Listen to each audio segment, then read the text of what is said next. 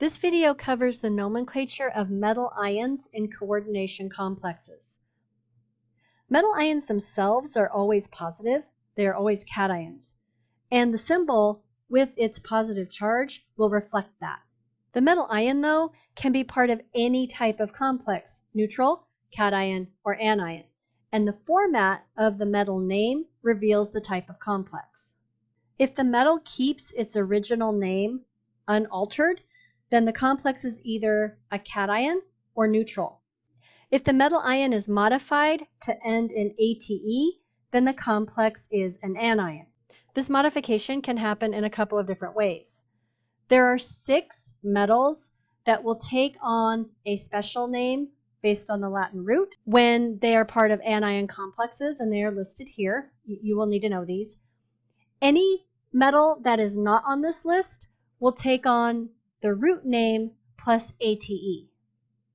Most of the metal ions that you will encounter will have a Roman numeral in the name, and the Roman numeral in the name is equal to the charge on the metal ion.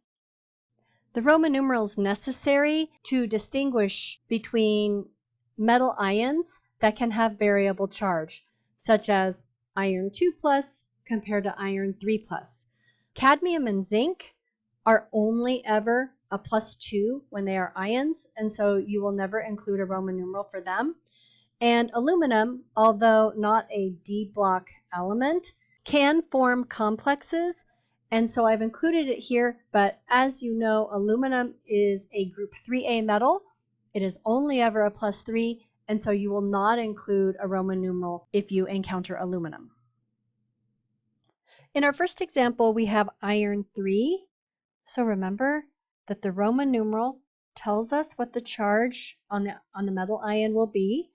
We know that iron is Fe, and the ion will have a +3 charge. The other part of this is to identify the type of complex that this metal ion would be part of, and we base that on its name. And because this name had the original element name, then it must be part of either a cation complex or a neutral complex.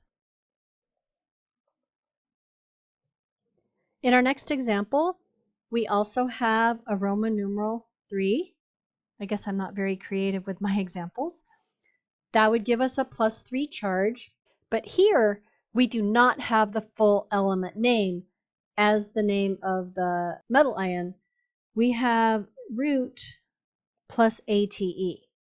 So based on the root, we know that the metal ion will be chromium. We've already determined that it has a +3 charge. And the second part of the question, identify the type of complex.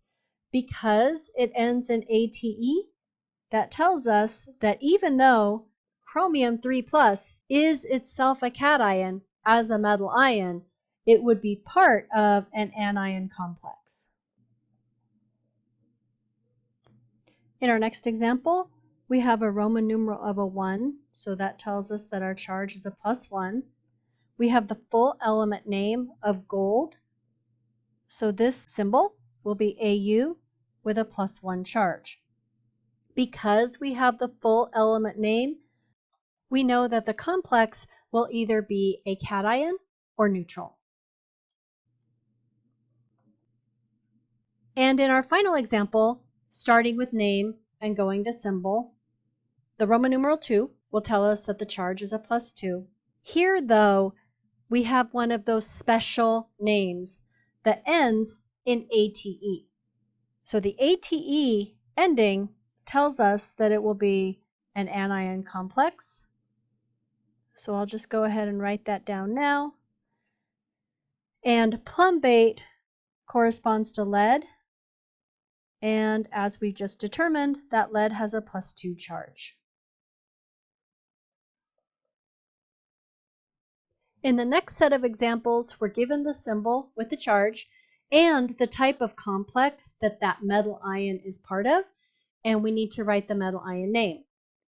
Again, if it's part of a cation or neutral complex, we will keep the full element name, the original element name, and include the Roman numeral if appropriate. If it is part of an anion complex, then we know that the ending for the name has to be ATE, and it may be one of the special metal names. In this example, because silver is part of a cation complex, we will keep its full element name. So we write that as silver. The charge is a +1, and that means that we need to add the Roman numeral 1. So the name of this ion in a cation complex would be silver 1. In this example, we are still dealing with silver, but now it is part of an anion complex. So I wanted you to see back to back the same metal ion, but how we treat it depending on the type of complex. So it's still a silver 1 ion, but because it's part of an anion complex, we know that the name of it has to end in ATE, and it turns out the silver has one of the special names, and you do just need to know these. So in this example, we call it argentate. We're still dealing with a +1, and so the Roman numeral will also be a 1. In this example, we have a metal ion of cobalt, has a +3 charge, so that tells us what the Roman numeral will be. It is part of a cation complex, so we keep the full element name. So when we name this metal ion, it will be cobalt 3.